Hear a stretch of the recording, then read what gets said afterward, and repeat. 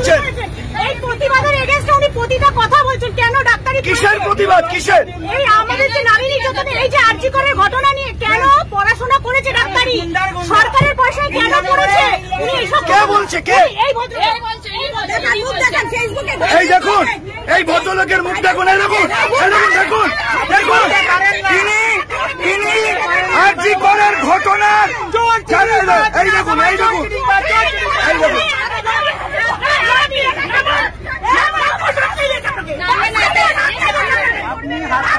দেখুন এই ভদ্রলোক আরজি করের ঘটনাকে, ওই নারী নির্যাতনকে সমর্থন করছে, বলছেন যে এগুলো বাড়াবাড়ি হচ্ছে।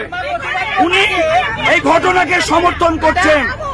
যে মহিলারা, আমাদের যে ডাক্তাররা করোনা পরিস্থিতিতে প্রাণ বাজি রেখে আমাদের বাঁচিয়েছেন, সেই ডাক্তার আরজি করে ধর্ষিতা ধর্মতলা থেকে যে মহিলারা বাসে রয়েছেন তাদেরকে উত্তক্ত করতে এসছেন।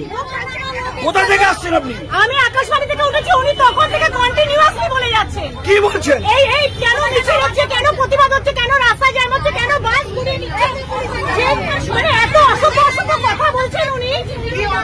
দেখুন, উনি বলছেন ওনার সুবিধা অসুবিধে, ওনার সুবিধা অসুবিধে। এরকম ডাক্তারদের ছিল যখন সরকারি পয়সা ফ্রিতে পড়াশোনা করছে তখন মনে ছিল না। এই রকমের বলছে। দেখুন দেখুন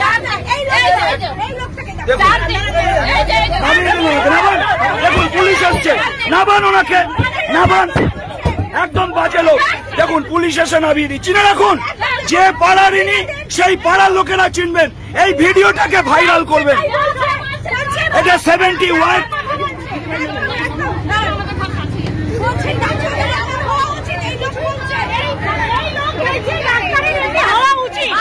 আমি শুনুন,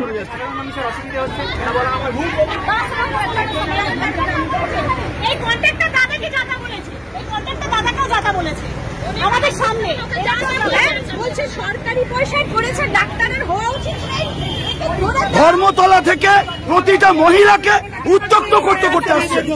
এই দেখুন, মহিলাদের গালাগালি করছে উনি। বলবো যে এরকম জিনিসটা হচ্ছে।